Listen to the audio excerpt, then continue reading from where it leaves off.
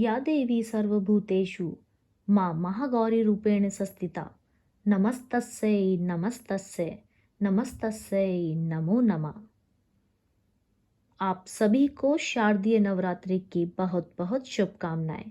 माँ दुर्गा और सभी 9 देवियों की कृपा सदैव आप पर और आपके परिवारजनों पर ऐसे ही बनी रही। दोस्तों, आज मैं इस वीडियो में आपसे बात करने वाली हूँ शारदीय नवरात्रि के 8वें दिन की पूजा विधि के बारे में, व्रत कथा के बारे में और माता के मंत्र, भोग और रंग के बारे में। तो आइए महागौरी के स्वरूप के बारे में जानते हैं। धार्मिक मान्यता के अनुसार महागौरी का वर्ण एकदम सफेद है। इनकी आयु 8 साल मानी गई है। महागौरी के सभी आभूषण और वस्त्र सफेद रंग के होते हैं, इसलिए उन्हें श्वेतांबर धरा भी कहा जाता है। इनकी 4 भुजाएं हैं। उनके ऊपर वाला दाहिना हाथ अभय मुद्रा में होता है और नीचे वाले हाथ में त्रिशूल होता है। माँ ने ऊपर वाले हाथ में डमरू धारण किया हुआ है और नीचे वाले हाथ में वर मुद्रा है। माँ का वाहन वृषभ है, इसलिए उन्हें वृषारूढ़ा भी कहा जाता है। माँ सिंह की सवारी भी करती हैं। नवरात्रि के 8वें दिन देवी महागौरी की पूजा अर्चना की जाती है। इस दिन को महाअष्टमी भी कहा जाता है। मान्यता है कि नवरात्रि के 8वें दिन महागौरी की पूजा करने से आर्थिक कष्ट दूर होते हैं और दुख दरिद्रता मिट जाती है। तो आइए जानते हैं प्रिय फूल और रंग के बारे में।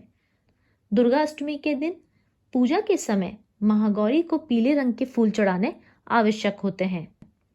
यह रंग उनको बहुत प्रिय होता है।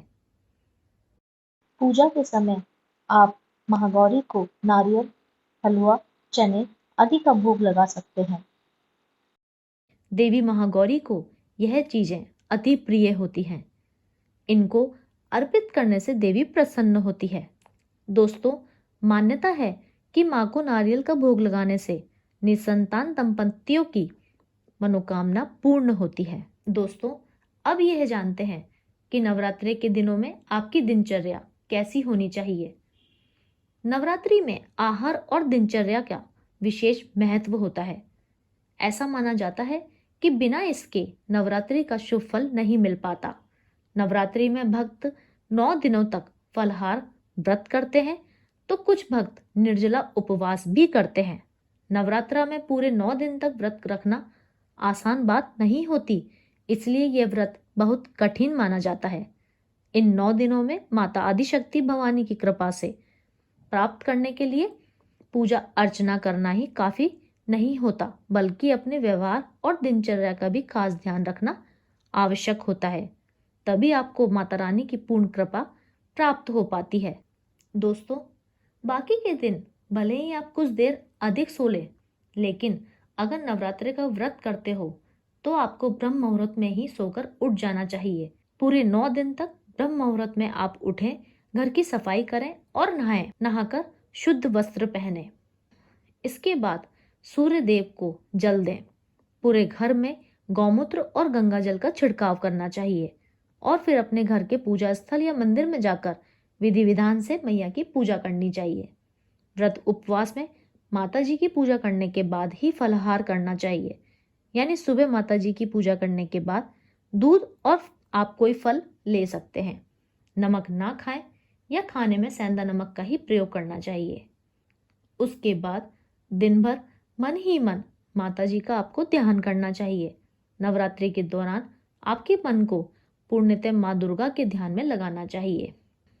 इस समय कोई नकारात्मक विचार आपके मन में नहीं आए और ना ही किसी के प्रति अपने मन में दुर्भावना रखें। शांत रहने की कोशिश करें, झूठ ना बोलें और गुस्सा करने से भी बचें। अपनी इंद्रियों पर काबू रखें और मन में काम वासना जैसे गलत विचारों को ना आने दें। शाम को फिर से माता जी की पूजा और आरती करें। इसके बाद एक बार और फलाहार कर सकते हैं। अगर ना कर सकें तो शाम की पूजा के बाद एक बार भोजन कर सकते हैं। माता जी की पूजा के बाद रोज एक कन्या की पूजा करनी चाहिए और भोजन करवाकर उसे दक्षिणा दे दें। नवरात्रि के दौरान तामसिक भोजन नहीं करें। यानी इन 9 दिनों में लहसुन, प्याज, मांसाहार, ठंडा और झूठा भोजन नहीं करना चाहिए।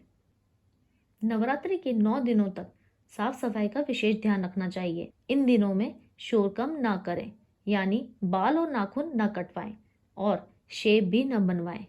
इनके साथ तेल मालिश भी ना करें। नवरात्रि के दौरान दिन में आपको नहीं सोना चाहिए। नवरात्रि के व्रत उपवास को बीमार को, बच्चों को और बूढ़ों को नहीं करना चाहिए, क्योंकि इनसे नियम पालन नहीं हो पाते हैं। घर के मंदिर में कभी भी अंधेरा ना रखें, किसी न किसी तरह से उसमें रोशनी आती रहे। कभी भी घर को अकेला ना छोड़ें। अखंड ज्योति जला रहे हैं तो उसमें समय समय पर घी डालते रहें। व्रत रखने वाले लोगों को 9 दिन तक विधि विधान के साथ पूजा करनी चाहिए और कथा सुननी चाहिए और पढ़नी चाहिए। दोस्तों, महागौरी की पूजा की विधि क्या होती है, आइए जानते हैं। नवरात्रि की महाअष्टमी या दुर्गाष्टमी के दिन प्रातःकाल आप स्नान आदि से निवृत्त हो जाएं।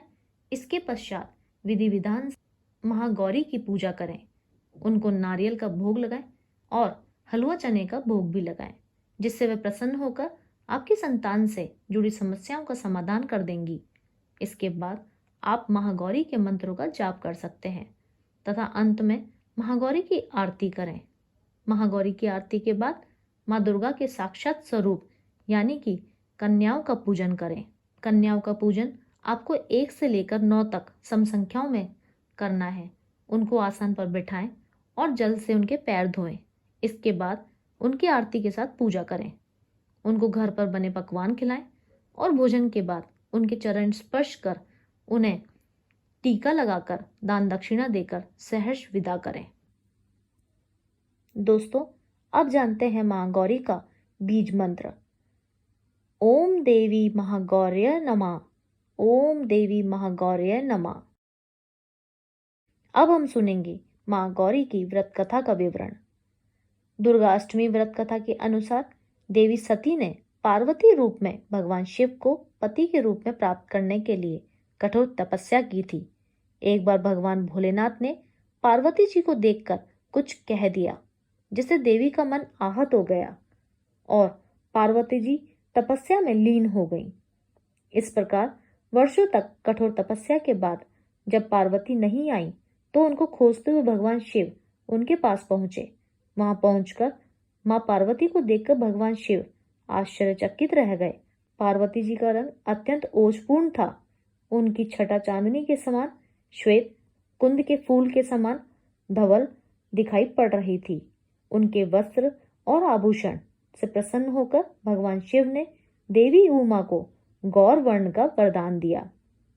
दूसरी कथा के अनुसार भगवान शिव को पति के रूप में पाने के लिए देवी ने कठोर तपस्या की थी, जिससे उनका शरीर काला पड़ गया। देवी की तपस्या से प्रसन्न होकर भगवान उन्हें स्वीकार कर लेते हैं और शिव जी उनके शरीर को गंगाजल से धोते हैं। तब देवी अत्यंत गौर वर्ण की हो जाती हैं और तभी से इनका नाम गौरी पड़ता है। महागौरी के रूप में देवी करुणा में, स्नेह में, शांत और मृदंग दिखती हैं। देवी के इस रूप की प्रार्थना करते हुए देव और ऋषिगण कहते हैं, सर्व मंगल्य मांगल्य शिवे सर्वार्थ साधिके शरण्य अंबिके गौरी नारायणी नमस्तुते नारायणी नमस्तुते। अब हम जानते हैं एक प्रचलित कथा के बारे में। एक सिंह काफी भूखा था। जब वो भोजन की तलाश में वहां पहुंचा जहां देवी उमा तपस्या कर रही थी। देवी को देखकर सिंह की भूख और बढ़ गई, परंतु वह देवी की तपस्या से उठने का इंतजार करते हुए वहीं बैठ गया। इस इंतजार में वह काफी कमजोर हो गया। देवी जब तब से उठी तो सिंह की दशा देखकर उन्हें उस पर दया आ गई और माँ उसे अपनी सवारी बना लेती हैं, क्योंकि इस प्रकार से उसने भी तपस्या की थी। इसलिए देवी गौरी का वाहन बैल भी है और सिंह भी है। दोस्तों, ये थी माँ गौरी का साक्षात विवरण। क्योंकि आपका एक लाइक मेरे लिए बहुत हेल्पफुल होता है, केवल एकमात्र यही जरिया है जिससे मुझे पता चलता है कि आपको मेरा वीडियो पसंद आ रहा है। और कमेंट बॉक्स में जय माता दी अवश्य लिखिए। अभी तक चैनल को सब्सक्राइब नहीं किया है तो चैनल को सब्सक्राइब करना ना भूलें। धन्यवाद।